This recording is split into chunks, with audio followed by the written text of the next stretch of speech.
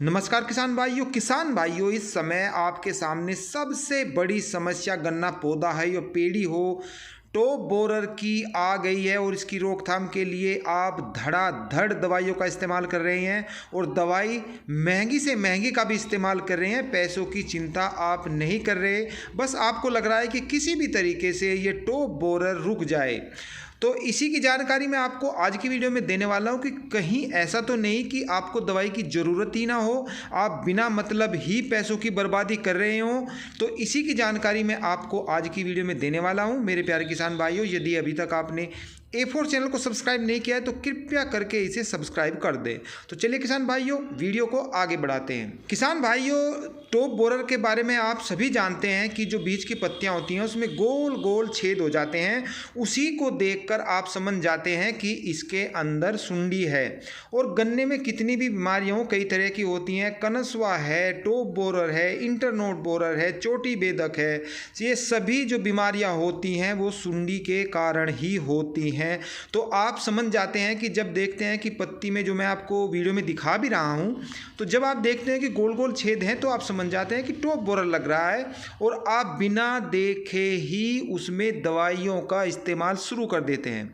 तो किसान भाइयों, मैं आपको बता दूं, इस टाइम 99% जो गन्ना के खेत हैं, गन्ना पौधा हो या पेड़ी हो, जो भी सुंडी पहले लगी थी वो अब मर चुकी है। इसकी आप अपने खेत में जा कर के, यदि आपको कोई ऐसा पौधा दिखाई देता है जिसकी जो बीज की पत्तियां हैं उसमें गोल गोल छेद हैं, खासकर आप ध्यान रखिए कि जिसमें गोल गोल छेद हैं उसी में सुंडी होती है, वरना तो उसमें आपको गन्ना पौधे में सुंडी नहीं मिलेंगी। जिसमें गोल गोल छेद नहीं है तो आप समझ जाइए कि ये पोका हो सकता है या फंगस जनित बीमारी और भी कोई हो सकती है। उसकी मैं जानकारी आपको बाद की वीडियो में दूंगा, लेकिन फिलहाल यही है कि जिसमें गोल गोल छेद हो तो समझ जाइए कि इसमें सुंडी ने नुकसान किया है।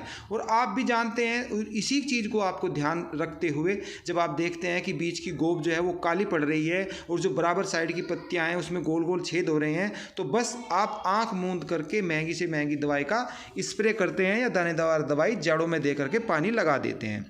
इस टाइम मैंने बताया है कि 99% खेत ऐसे हैं जिसकी जो सुंडियाँ हैं वो मर गई हैं। तो इसी के लिए आप, जैसे कि मैं आपको दिखा रहा हूँ, आप उसकी चोटी को तोड़ करके देखिए और देखने के बाद आप पाओगे कि चोटी में नुकसान तो हो गया है, गन्ने की जो ग्रोथ है वो भी रुकी हुई है और वो काली काली भी आपको दिखाई दे रही है। लेकिन नीचे तक आप देखोगे तो नीचे से गन्ने ने चलना शुरू कर दिया है। जो बीज की जो गोब होती है उसमें जो ग्रोथ है वो चालू हो गई है और अब उसमें आपको सुंडी दिखाई नहीं देगी। तो आपको इस टाइम, यदि आपके गन्ना खेत की स्थिति ऐसी है, और मैं तो कह रहा हूँ कि ये जो समय चल रहा है ये समय के साथ सुंडी आती रहती है और जाती रहती है, इसकी कई पीढ़ियाँ होती हैं। तो फिलहाल जो सुंडी है वो मर चुकी है। मुझे नहीं लगता कि आपके गन्ना खेत में सुंडी होगी। तो इसकी जानकारी आप लेने के लिए अपने गन्ना खेत में जाएं, पहले उस गोब को तोड़ करके उसका पूरा बारीकी से निरीक्षण करें।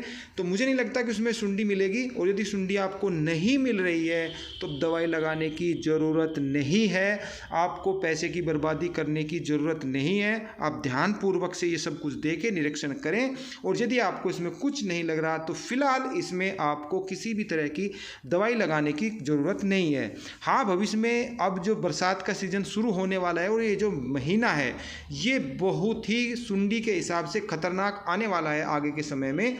तो आप इसमें यूरिया की जो मात्रा है वो न के बराबर लगाएं। किसान भाइयों, कुछ किसानों ने अभी तक फटेरा या वर्टा को नहीं लगाया है तो उनकी मजबूरी है कि उसमें वो यूरिया लगाना चाहते हैं जिससे कि उसका बिखराव ठीक हो जाए। तो आप 25 kg प्रति एकड़ के हिसाब से यूरिया की मात्रा ज़्यादा न लगाएं, उसी में उस दवाई को मिक्स कर लें और मिक्स करके उसको बखेर दें। इससे ज़्यादा यूरिया की मात्रा फ़िलहाल आपको इस्तेमाल नहीं करनी है।